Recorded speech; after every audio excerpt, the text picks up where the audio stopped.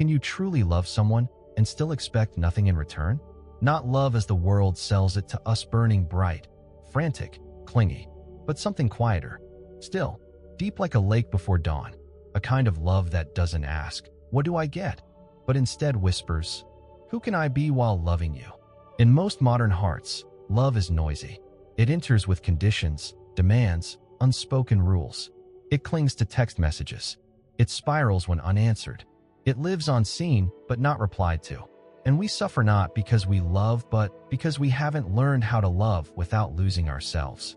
The Stoics, those ancient warriors of the soul, knew a different way.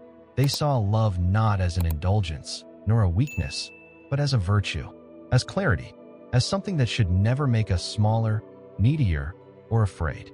Stoic love isn't transactional. It doesn't whisper, "I'll love you if." It simply declares, "I choose to love." Period. It begins with presence amor fati, a love of fate, a love of what is, not what might be. Marcus Aurelius reminds us, "Accept whatever comes to you woven in the pattern of your destiny, for what could more aptly fit your needs?" In that quiet line lives an entire philosophy of love. To love without trying to mold. To embrace others not as escape routes from our own solitude, but as companions on the path we've chosen. Stoic love doesn't cling because it doesn't come from scarcity. It doesn't control because it doesn't fear loss. It doesn't demand reciprocity because its source is internal. It rises from a heart that knows its own worth. Epictetus, who lost his physical freedom but kept his soul unchained, offered this. If you want to improve, be content to be thought foolish and stupid. He might as well have been speaking of love. Because to love like this in a world that celebrates drama and obsession might seem foolish. But it is the kind of foolishness that leads to peace. So what exactly is Stoic love? It is the discipline of loving without dependency. The strength to walk with someone while also standing firmly on your own. It is rooted in virtue, not in validation. In presence, not in performance. And it never demands that someone stay just to soothe your fear of being alone. That's the love we're going to explore today. Not a fantasy, not a formula, but a path. One that may challenge you, stretch you, and heal you in ways modern love never could. So if you're ready to love without chains, if you've ever felt overwhelmed by attachment or quietly broken by love that asked for too much, then stay. This isn't about how to make someone fall for you. This is about how to rise into the kind of love that leaves you whole. Like this video if the message already speaks to something inside you. Subscribe to Stoic Now to walk this journey with us, and drop a comment if you've ever tasted this kind of clarity in love, even just once. Now, let's enter the core of the practice. The 4 enduring pillars of Stoic love, the kind that holds, but never harms. Number 1. Presence without possession. How to love without a cage. Imagine standing in a field, eyes fixed on a beautiful wild bird. It lands near you not because you trapped it, but because it chose you. For a moment, it sings, stays, breathes the same air as you. And then it flies away. Your instinct might tell you to reach, to hold, to cage it. But if you love the bird, truly, you won't try to keep it. You'll honor its nature and be grateful it chose to come at all. In today's world, love has become ownership. You're mine, we say sometimes out loud, often in our hearts. We seek certainty, commitment, exclusivity. But beneath those words often lies something more desperate, a need to control what we fear losing. And here's the truth no one wants to admit: love doesn't thrive where there is control. It suffocates. The Stoics understood that we can never truly possess another person, not their thoughts, not their heart, not their choices. What we can offer is our full presence. What we must release is the illusion that someone is ours. Seneca said, "He who is brave is free." And freedom is love's only true habitat. If your love requires someone to shrink so you can feel secure, that's not love, it's dependency. To be present without possession means you are with someone fully, but without trying to own their time, their space, or their path. You don't seek to manage their friendships, control their decisions, or shape their personality to fit your comfort. You meet them where they are and allow them to grow, even if that growth one day leads them away from you. This kind of presence is not passive. It's not detachment in the cold, indifferent sense. It is rooted in awareness and alert, intentional stillness that listens deeply, observes without judgment, and chooses to be with, rather than over. When you stop trying to possess someone, you begin to see them. Truly, you become aware of the subtle ways they shift in your arms, the spaces where they shine and where they struggle. You see not just what they give you, but who they are beyond your needs. And in that seeing, love deepens. Marcus Aurelius taught us to look at each moment and each person as if it were your last time seeing them. You could leave life right now. Let that determine what you do and say and think. If you knew the person you love might not be beside you tomorrow, would you still fight for control today? Or would you soften, listen more, love harder but freer? Most of our relational pain comes not from loss, but from resistance to the idea that we could lose someone. We build fences, plant tracking devices, become emotionally hypervigilant. And slowly, the relationship stops being a sanctuary and becomes a surveillance state. The Stoic way teaches otherwise. It teaches that presence is the only real offering. Not promises, not forever, just here, now, fully. Here's what this looks like in practice. When your partner needs space, you give it without punishment, without withdrawal. When they speak of a dream that doesn't involve you, you don't shrink, you encourage. When their truth differs from yours, you don't try to erase it, you listen. And most importantly, you remain yourself. You don't abandon your values to secure their affection. You don't dilute your depth to avoid conflict. You show up whole and allow them to do the same. This is the hardest part, because we fear that if we don't grip tightly, love will vanish. But ask yourself this: what kind of love vanishes when you stop chasing it? The kind that was never loved to begin with. True love is not threatened by freedom. It is proven in freedom. One man once told me, "I want her to be mine, but not like a possession, like a prayer I carry." That's Stoic love.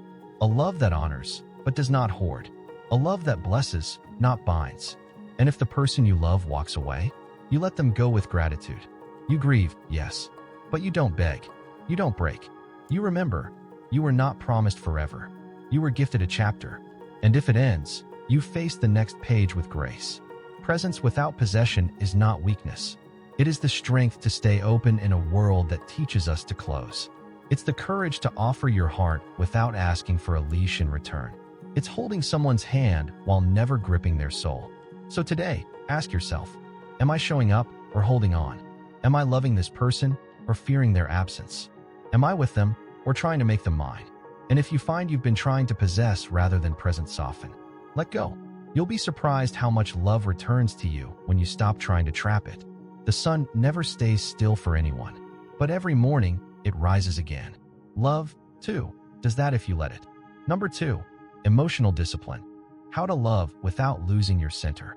There's a moment in every relationship, a sharp word, a delayed text, a silent stare across the room that tests you. Your heart flares, your thoughts rush, and before you know it, you're not in the moment anymore. You're in a storm of assumptions, emotions, and reactions. Most people get swept away right there. But the Stoic does something different. They pause, they breathe, they choose. This is the second pillar of Stoic love, emotional discipline, the art of feeling deeply without letting those feelings take control of your actions or identity. Contrary to what many think, Stoicism does not demand that we numb ourselves. It does not celebrate coldness or detachment from human experience. In fact, it honors emotion, but only when it is channeled, not chaotic. Stoicism gives emotion structure, purpose, space to rise and pass like waves that crash but do not capsize the ship. Seneca once said, "No person has the power to have everything they want, but it is in their power not to want what they don't have and to cheerfully put to good use what they do have." That includes your emotions. You may not be able to stop anger from rising, but you can decide whether it speaks.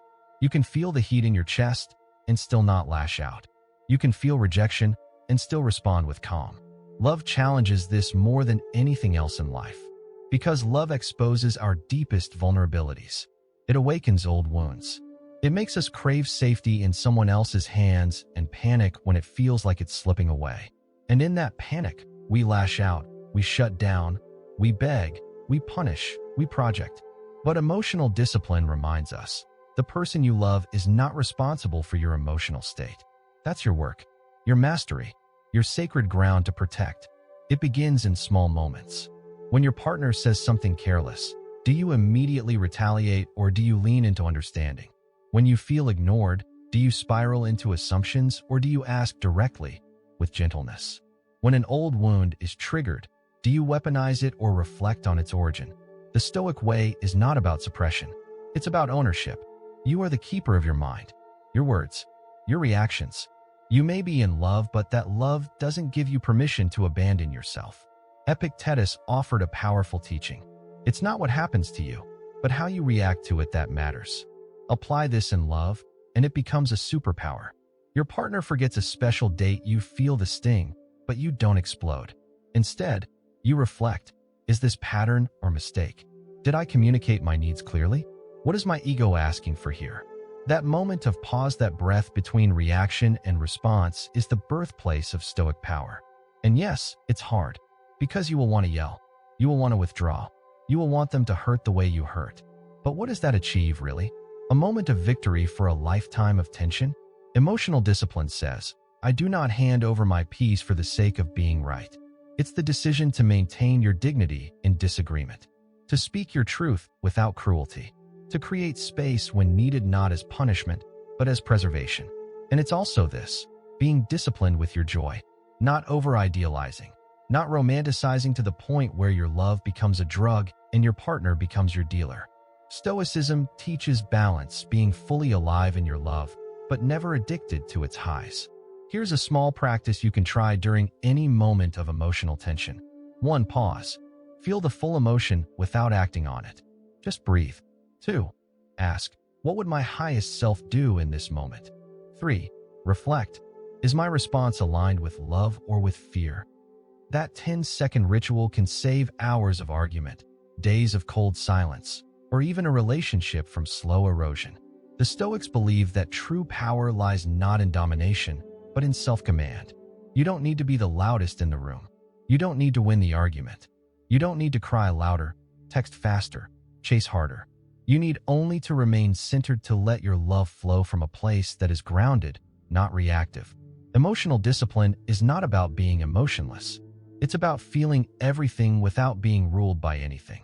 Love like that, and you'll build a relationship that feels like a haven, not a battlefield. So the next time you're tempted to say something sharp, prove a point, or act from pain, stop. Breathe. Return to yourself. Let your stillness speak louder than your reaction ever could. Because love without emotional discipline is just impulse. But love with it, that's maturity. That's power. That's peace. Number 3, loving according to virtue. When love becomes a mirror of character. In the early stages of love, it's easy to be swept away by charm, laughter, and shared playlists. The way someone looks at you across a room, how your hands find each other in silence, how time disappears when you speak for hours. It's intoxicating and beautiful. But beneath that spark lies a deeper question that determines whether your love will endure or erode. Am I loving this person in a way that honors both of us? To the Stoics, virtue wasn't just a moral checkbox, it was the guiding principle of a life well lived.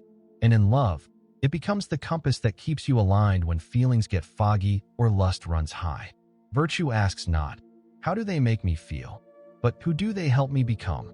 It flips love from desire to discipline, from attraction to alignment. Seneca said it plainly, love in such a way that you leave nothing to regret. That's not just a poetic sentiment, it's a radical shift in how we choose, build, and sustain love. When love is ruled by chemistry alone, it burns fast and fades faster. You fall for someone because they excite you, challenge you, mirror your unhealed parts. But excitement isn't always alignment. Sometimes, it's simply chaos disguised as connection. Stoic love asks you to pause and examine. What values do I hold sacred? Does this relationship reinforce those or pull me away from them? It's not about perfection. It's about direction. Are you both walking the same moral road, or are you constantly dragging each other into detours? Virtuous love feels less like a high and more like a home. It doesn't always thrill you, but it always grounds you. There's honesty without cruelty, accountability without shame, presence without possession. When your love is rooted in virtue, even your disagreements build the relationship instead of breaking it. Here's a reflection from Marcus Aurelius. Waste no more time arguing what a good man should be. Be one. In love, this means stop trying to convince someone to be a better partner. Be the better partner. Lead with integrity. Speak your truth clearly. Uphold your boundaries gently. And watch how that either invites your partner to rise with you or reveals that they can't. Because virtue in love isn't just about the other person. It starts with you. You ask, am I being honest or just avoiding conflict? Am I supporting their growth or just clinging to my comfort? Am I staying because it's right or because I'm afraid to start over? Loving with virtue often demands that you hold difficult truths. Maybe you're deeply drawn to someone, but your values misalign. Maybe you crave their presence, but your peace suffers in it. Maybe staying would be easier, but leaving would be truer. Stoicism offers no fairy tale, no perfect ending. It offers clarity. And in love, clarity is the most compassionate gift you can give yourself and the one you care for. When you love according to virtue, you hold your partner to a higher standard not out of judgment, but because you want both of you to rise. You support their principles, not just their pleasures. You become co-architects of a relationship built not on ego or lust, but mutual respect and shared meaning. And what if your partner doesn't share those values? Then you let them go not with bitterness, but with grace. The Stoics would never beg someone to stay, nor would they stay where their soul is compromised. They would love fully, and if needed, walk away, because to betray your inner truth for the sake of companionship is the worst kind of loneliness. This doesn't mean your love will be rigid or moralistic. On the contrary, it becomes more tender, more alive. Because when you remove games, manipulation, and pretense, what's left is real. A love that sees, a love that uplifts, a love that holds its ground not in defiance, but in devotion, a love that is worthy. Here's a simple daily practice. At the end of each day, ask yourself, did I love today in a way that honored my values? If the answer is yes, you can rest with peace. If not, reflect not with shame, but with resolve. Because Stoic love is not about being flawless. It's about being faithful to your integrity, your principles, your deepest knowing. In a world addicted to chemistry, Stoic love chooses character. And when you find someone whose character mirrors yours, not because they're perfect, but because they're committed to growing with you, hold them gently.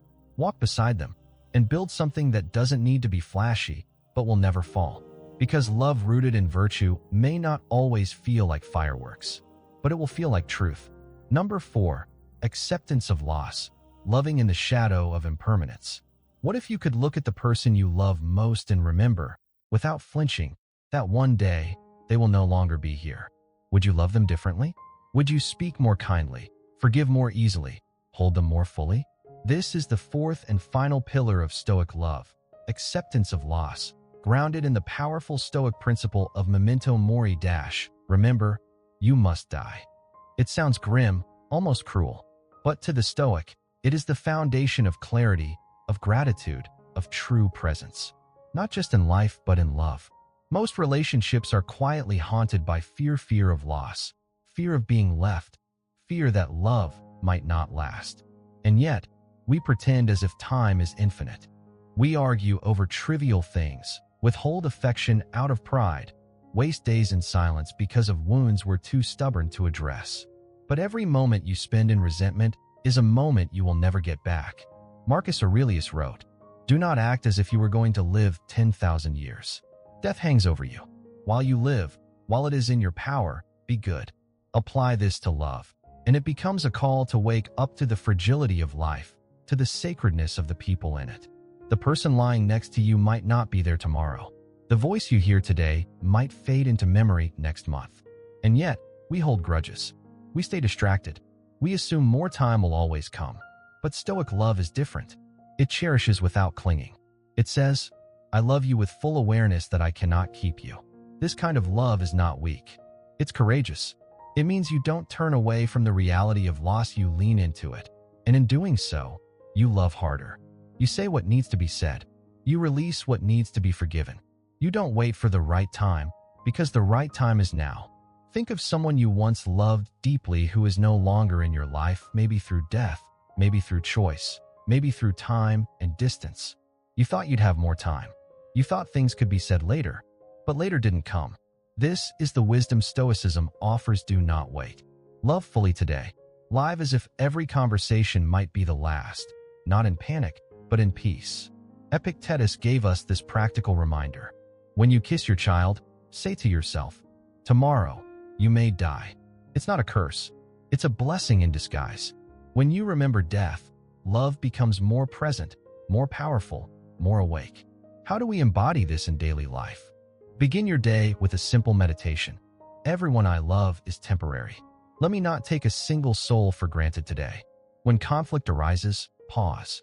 Ask, if this were the last day we had together, would I still choose to be right instead of being kind? At night, reflect, did I love the people in my life in a way that would make me proud if they were gone tomorrow? This practice softens your edges. It brings urgency to forgiveness. It removes ego from arguments. It teaches you to love not as ownership but as celebration. And it prepares you not to avoid grief, but to carry it with grace. Because even Stoics grieve. Seneca, after the death of his loved ones, wrote with tears in his eyes. Stoicism never denied pain. It teaches us to feel without being destroyed, to mourn without bitterness, to honor what was instead of cursing what is no more.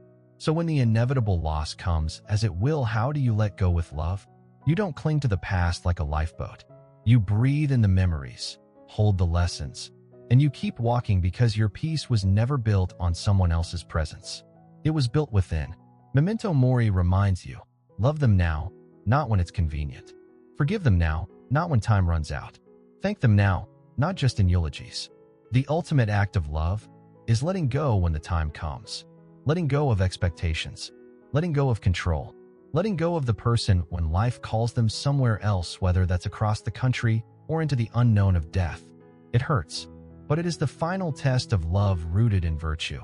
To release someone not with bitterness, but with reverence. Because in the end, all love stories are incomplete. But if you've loved fully, presently, without possession or illusion, then even in loss, there is peace. So today, remember, every person you love is a fragile miracle. Every shared laugh is finite. Every moment together is a gift, not a guarantee. Love them accordingly, not by holding tighter but by loving deeper. Not by fearing loss but by preparing for it, gracefully. And when you do, you'll find that love never truly leaves. It transforms. It echoes. It lives on in the person you become. So, what have we really uncovered? Not just another strategy for romantic success. Not tips or tricks to win hearts or keep someone by your side. No, this journey has been about something much more enduring. A return, a remembering, a quiet rebellion against the noisy, conditional love we've been taught to accept.